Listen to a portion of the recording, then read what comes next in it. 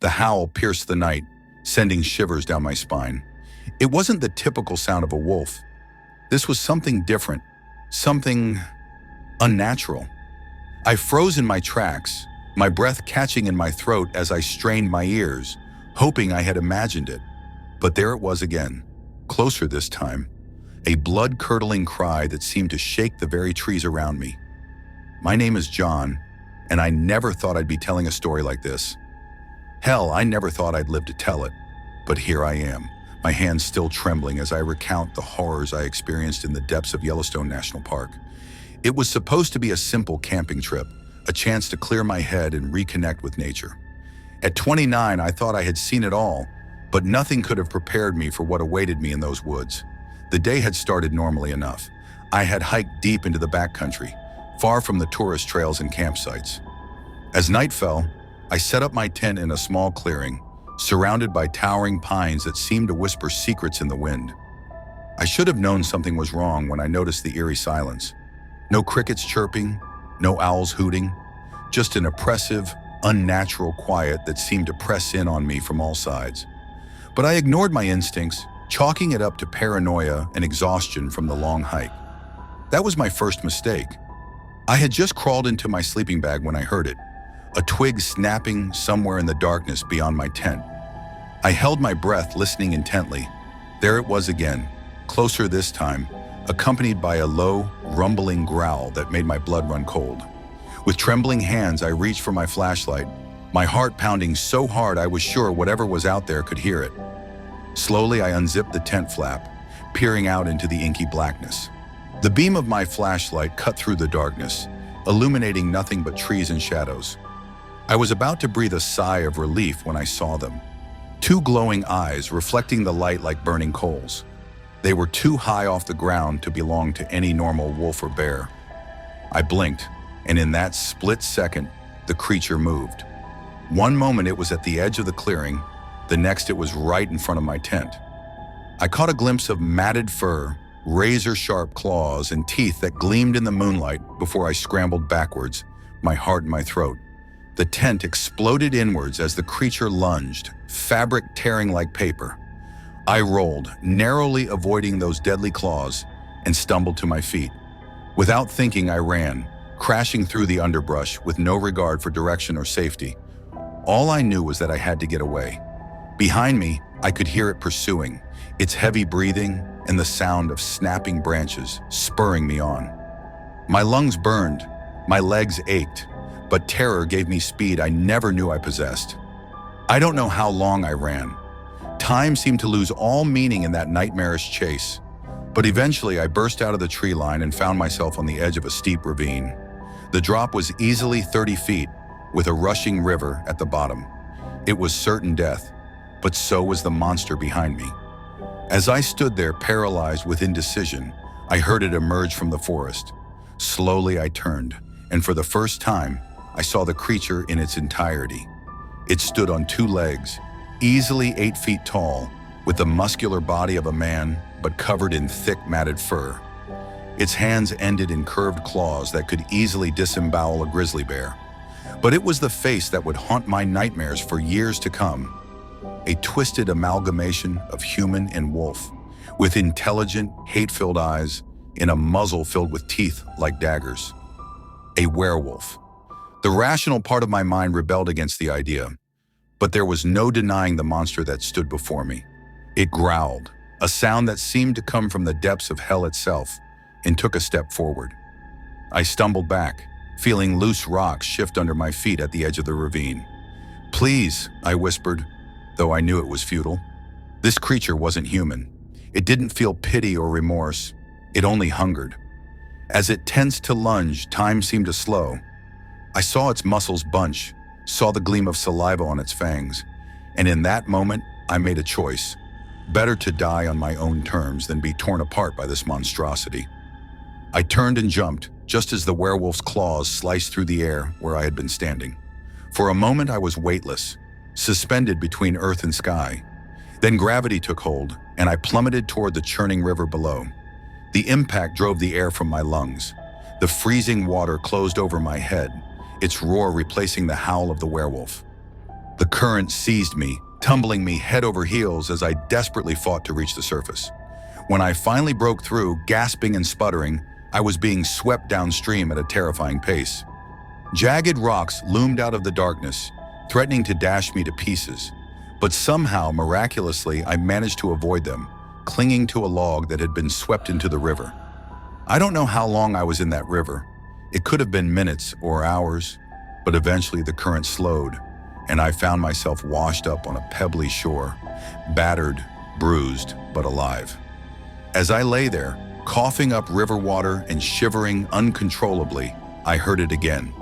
That bone-chilling howl, distant but unmistakable. The werewolf was still out there, still hunting. With a groan, I forced myself to my feet. I couldn't stay here. I had to find help, had to warn someone about the monster that stalked these woods. But who would believe me? Who would take seriously the ravings of a man claiming to have been chased by a werewolf? As the adrenaline faded, the full weight of my situation crashed down on me. I was lost in the wilderness, soaking wet, with no supplies and a murderous creature on my trail. The odds of survival seemed impossibly slim, but I was alive, and as long as I drew breath, I would fight. I picked a direction and started walking, my senses hyper-alert for any sign of pursuit. The forest seemed different now, every shadow potentially hiding a slavering beast, every rustle of leaves a harbinger of doom. As I stumbled through the darkness, my mind raced. How long had this creature been here? How many unsolved disappearances in these woods could be attributed to its hunger? And most chillingly, was it unique or were there others of its kind? The night wore on, each step a battle against exhaustion and fear. Several times I heard the werewolves howl, sometimes nearer, sometimes farther away. It was toying with me, I realized. This wasn't just about hunger. It was enjoying the hunt, savoring my terror. Just when I thought I couldn't take another step, I saw a glimmer of light through the trees. Hope surged through me, giving me a second wind. I quickened my pace, ignoring the protests of my battered body. The trees thinned, and I found myself on the edge of a small clearing. In the center stood a cabin, a warm light shining from its windows. I could have wept with relief, but as I took a step forward, a low growl froze me in place. Slowly I turned, my heart sinking. There it stood, at the edge of the clearing, its eyes gleaming with malevolent intelligence. It had herded me here, I realized with dawning horror. This wasn't an escape, it was a trap. The werewolf's muzzle pulled back in what could only be described as a grin, revealing rows of razor-sharp teeth. It had me right where it wanted me, away from the river, with nowhere to run. As it tensed to spring, I closed my eyes, bracing for the end, but the attack never came. Instead, I heard a sharp crack, like a gunshot, followed by a yelp of pain. My eyes flew open. The werewolf was on the ground, writhing in agony, a silver arrow protruding from its shoulder. As I watched in stunned disbelief, more arrows flew from the darkness, each finding their mark with unerring accuracy. The monster howled, a sound of rage and agony that shook the trees. It tried to rise, to flee, but it was too late. With a final gurgling growl, it collapsed, its body already beginning to shrink and change. From the shadows of the forest emerged a group of people, led by an elderly man wielding a crossbow. They approached the fallen creature cautiously, their weapons trained on it. "You're safe now, son," the old man said, turning to me, "though I reckon you've had one hell of a night." I opened my mouth to respond, but no words came out. The events of the night, the terror, the exhaustion, it all came crashing down on me at once. My legs gave out and I sank to the ground, darkness closing in at the edges of my vision. The last thing I saw before unconsciousness took me was the body of the werewolf, now fully transformed back into a man. A man I recognized from missing person posters I'd seen at the ranger station. When I awoke, I was in the cabin, wrapped in warm blankets. The old man, who introduced himself as Hank, filled me in on what had happened. He and his group were hunters, but not the kind I was familiar with. They hunted creatures that shouldn't exist, monsters that preyed on unsuspecting humans. Werewolves, he explained, had been plaguing this area of Yellowstone for generations. Most attacks were covered up, explained away as animal attacks or disappearances. His family had been fighting them for decades, passing down the knowledge and weapons needed to combat these beasts. I listened in stunned silence, my worldview shifting dramatically. If werewolves were real, what other creatures from myth and legend might actually exist? Hank offered me a choice. I could try to go back to my normal life, to forget what I'd seen and experienced, or I could join them, learn to hunt the monsters that lurked in the shadows. It wasn't an easy life, he warned me, but it was one of purpose. I thought about the terror I'd felt, about how close I'd come to death. I thought about all the people who might fall victim to these creatures if someone didn't stop them. And I made my choice. That was 5 years ago. Since then, I've seen things that would make most people question their sanity. I've fought creatures straight out of nightmares, and I've saved lives that would otherwise have been lost to the darkness.